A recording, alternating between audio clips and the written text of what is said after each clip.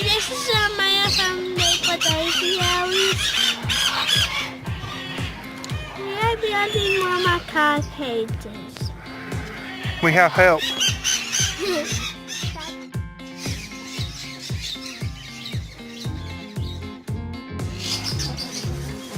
Now look at this. We are still making macaw cages. I have to finish this one by putting on a door and then putting in that feeder that the other cages have. But look what we did. While this cage is still on the ground, before we put the top on, I had put this milk crate inside so that I could put Jeremiah over the top into the cage so that he could help hold up this behemoth of a perch. Look at that. That is an old, well, it's not, I guess it's old, but it is a dogwood tree, and it has some green sprouts on it. This is all the way down at the very base. I probably would have preferred that Jonathan had cut it there, but he wanted to include this crook, this Y, for the bird. For that thing, it probably weighs 60 pounds and probably 10 inches in diameter. So this is really good. It's important for the birds, for their feet, to not be on a perch that's too small. You don't want their toes to curl under. You want them to be able to perch kind of like this and walk across that. And so we always try to include one really large perch in the cage, and then just for some texture variance, we did put some smaller perches that they can close their feet around. You never want to have a bird in a cage with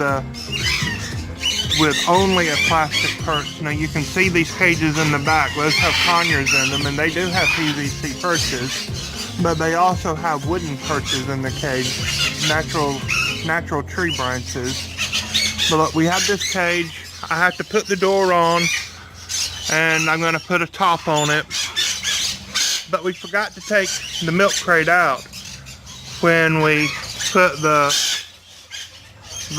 top on. I got to put a roof on, is what I should have said earlier. It has a top on. I could cut the door larger so that we could fit the milk crate out, but I think I'm just going to leave it. I'm going to spray it off, get the dirt off of it, but I'm going to leave it and just let the macaws that are going in here have fun. It's probably going to be a pair of Greenwing macaws, and they can just enjoy that and have fun with it and knock it around the cage and chew on it some.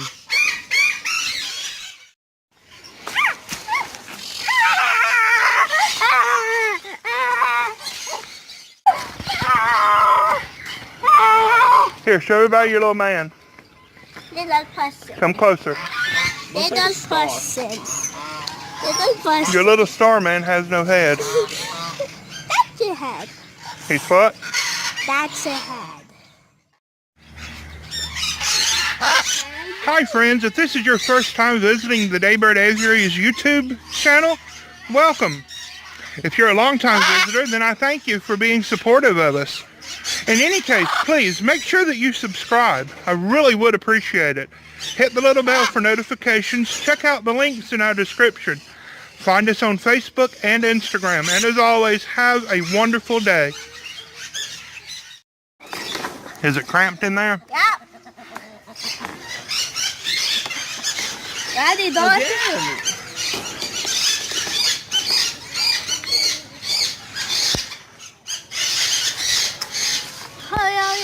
I got this. Is it on? Can you not stand up in there? Come on.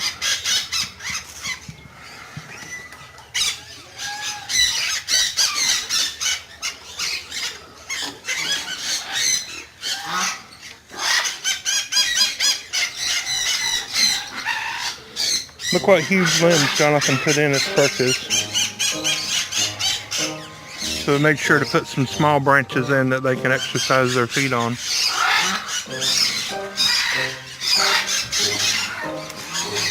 How are you going to get out? I don't know. Come on, out through the door.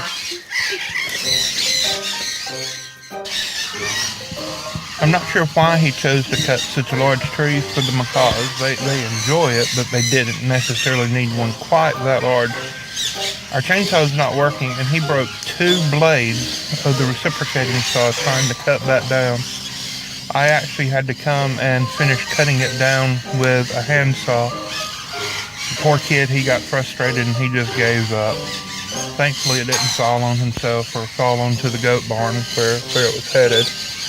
We finally got it down and got it into the cages. I'm not sure what he was thinking.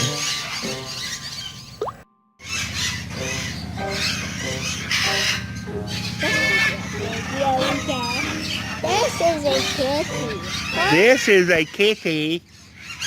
This is a kitty. This kitty's a girl. It's a girl kitty.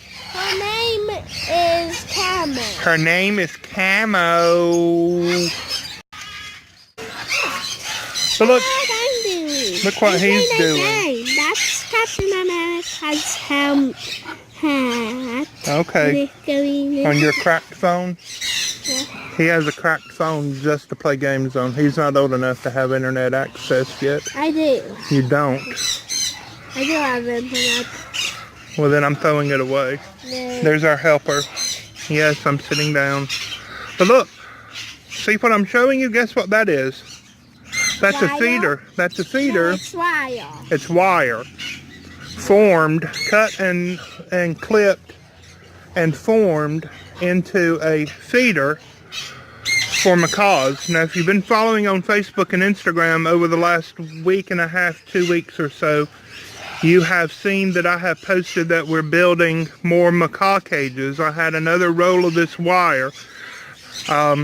They're built exactly the same as the other macaw cages I built with very few minor differences. And I'm going to show you in just a moment. I just want to point out of a 100-foot roll of wire that is 4 feet high, I was able to completely build 2 4-foot by 4-foot by 10-foot long cages, 4 feet from front to back. The way I have them positioned, they are 10 feet from left to right, and they are 4 feet high. And I have a door right in the middle, and I had enough wire left over to build and put the doors on the cage. There's the wire left that I have to clip together for the other feeder. So I'm going to pan past Jeremiah, and I'm going to show you this little pile right here. Her name is Dot. This little pile right here, include this, the candy canes. This was the very end of the roll where it was bent over to start rolling the wire up. But this is all that we have left, except for several hundred of these little 1-inch pieces that I got to get a magnet and pick up. So hold on, I'm going to show you the macaws. We got 2 more additional pairs. Each of the pairs consists of a male scarlet and a female blue and gold. So we now have 4 pairs of macaws, 2 extra males, and a single bird that has not yet been sexed. But this is the cage, one of the 2 new cages that we've put together, and they have a sheltered area that I'm showing you now, and you can see the other pair in there. These big old giant logs that Jonathan cut to use as purchase. Let me show you the next pair. Again, like I've said before, we put a PVC perch into each cage, into the end where we can't really reach. And here I've included a concrete perch to trim nails with. This is the male scarlet, and there is a female blue and gold over there. When we were putting them in, that is mud on that cage. Let me move over here. When we were putting the 2 birds into this cage, the bird went in on his own with no problem. Those are the mitrids and patagonians in the background, by the way. They want to be on camera today. But the female blue and gold wouldn't come out of her crate, and I had to be brave and reach in and pull her out, get her out. And as I was doing it, this male scarlet came up to the front of the cage, and ever so clearly he said, "Hey, don't hurt her." And we just about died laughing. It was hilarious.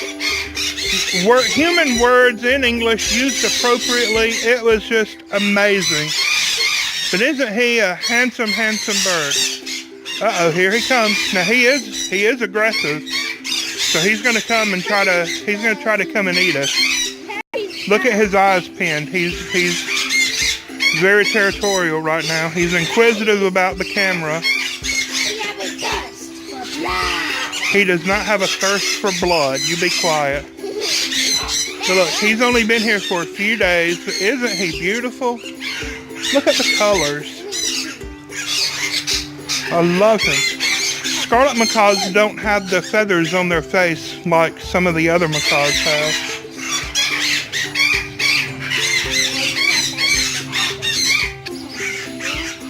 There's the female blue and gold. She plucks her shoulders. We're hoping to get that stopped. This is one of the existing pairs. We've showed you these before. This is a Catalina male that is currently paired with a blue and gold female.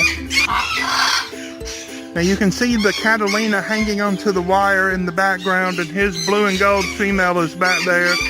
And way back in the back behind them, you can see the others that I showed you to begin with. Now these are the two males. It's a male Scarlet and a male Greenwing. And I need to find mates for them. But they're very beautiful birds also. And then there are these two knuckleheads. This is the military macaws. This is Ingrid, and Doodles is in the back climbing around.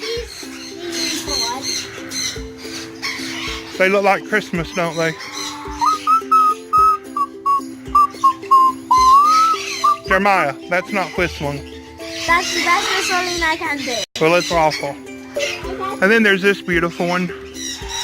I call it a she because I need it to be a she to pair with that extra male. I don't know the sex of this. This is a proven bird. It was part of a pair. Its mate was an elderly bird that sadly passed on. I have actually hand-fed some of this bird's babies. It and its mate have had babies before. The lady that we got the birds from doesn't remember if this is the male or the female. And so I'm going to have to get the bird out and collect a DNA sample to send in to determine. So I'm very hopeful that it is a female. So y'all say a prayer with me. Well, there you go. That's going to wrap up this episode of Daybird Aviaries. Just wanted to give you an update on the macaws, how beautiful they are. Buddies, buddies, buddies, buddies.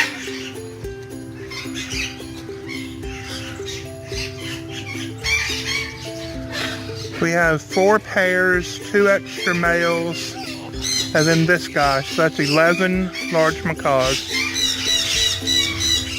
And again, almost all of these came to us with some plucking, and we're hoping to correct that. Lots of sprouts, lots of fruit. Open cages with sunshine when it's sunny. Today's kind of overcast. But they have heated nest boxes to go into, and they have areas of the cage to get in out of the wind. We absolutely love them.